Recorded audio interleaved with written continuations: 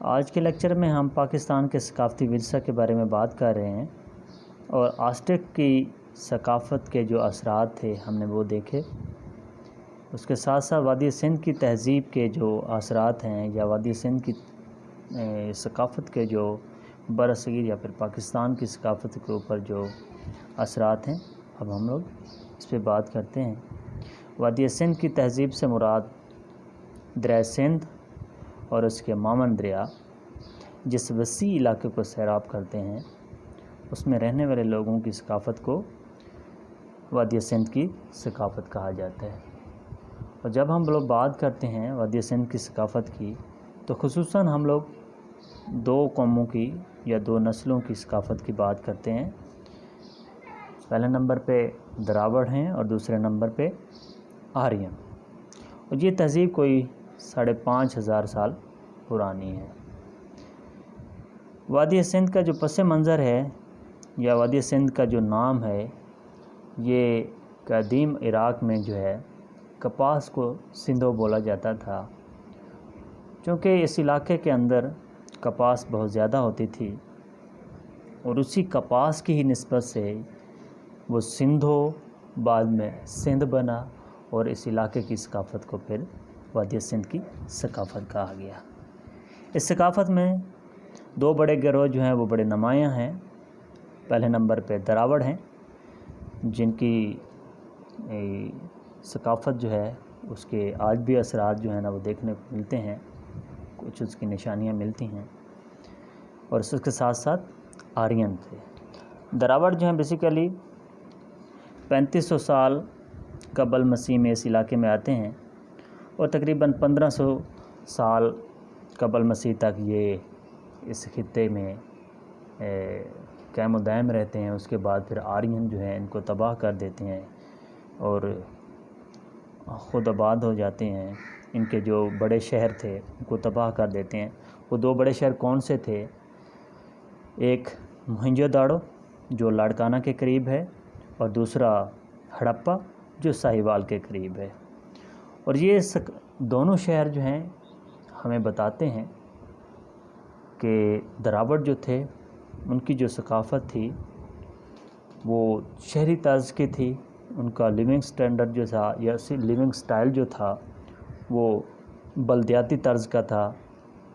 پکے مکان، پکی سڑکیں، گلیاں، اس کے ساتھ ساتھ ہمیں سیوریج کا سسٹم ملتا ہے، شاپس کے نمونے نظر آتے ہیں۔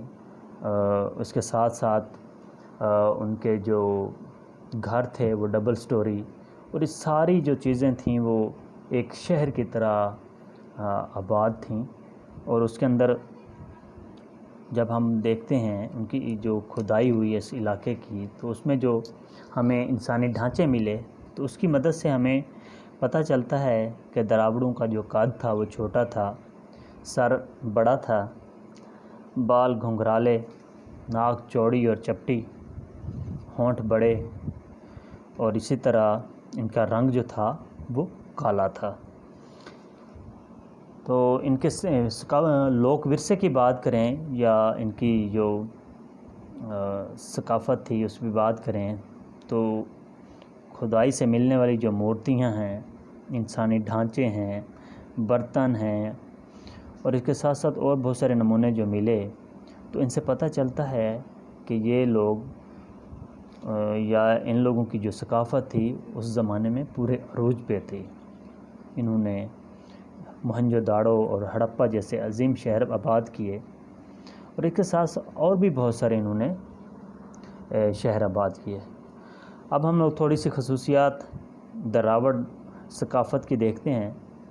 دراوڑی ثقافت میں زبان جو تھی وہ ان کی دراوڑی ہی زبان تھی، جس کے کچھ جو نشانات جو ہیں یا جس کی کچھ علامتیں جو ہیں وہ ہمیں مہروں سے ملتی ہیں۔ مہروں یعنی سٹیمپس کے اوپر ان کی جو خط و کتابت ہوا کرتی تھی اس کے اوپر ایک سٹیمپ وغیرہ لگتی تھی، اور وہ سٹیمپس جو ہیں وہ آج بھی ہڑپا اور موہنجو داڑو کے میوزیم میں پڑی ہیں، جن کے اوپر کچھ تصویریں جو ہیں وہ بنی ہوئی ہیں، جیسے ایک کہیں پہ بیل ہے، کہیں پہ ہاتھی ہے، کہیں پہ تیر کمان ہے، کہیں پہ کپاس کا پھول بنا ہوا ہے. تو یہ چیزیں ساری جو ہیں وہ ہمیں جو ہیں ان کی زبان کی طرف کچھ نہ کچھ علامتیں جو ہیں وہ فراہم کرتی ہیں. اس کے ساتھ ساتھ ان کا جو خاندانی نظام تھا وہ مدرسری تھا، یعنی کہ جو ڈسیژن پاور تھی وہ خواتین کے پاس تھی، جو سربراہ تھیں وہ خواتین تھیں خاندان کی. اور اسی طرح عورتوں کی کچھ مورتیاں بھی ہیں، جو اس بات کی دلیل ہے کہ دراوڑوں کے نزدیک عورت جو تھی وہ بڑی محرک اور بڑی ریسپیکٹفل مقام جو تھی وہ رکھتی تھی.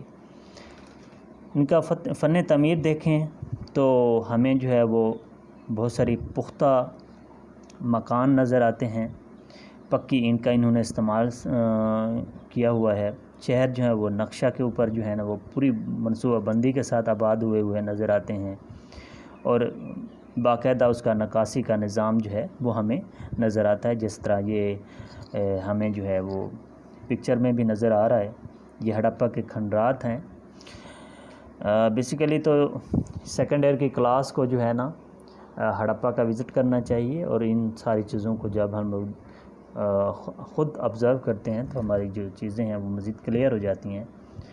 ہمیں جو ہے نا وہاں پہ کاروبار کی جگہ الگ نظر آتی ہے، رہائش کے جو گھر ہیں وہ الگ نظر آتے ہیں، بڑی ترتیب کے ساتھ بنے ہوئے. سیوریج کا سسٹم ہے، فلش جو ہیں وہ نظر آتے ہیں وہاں پہ.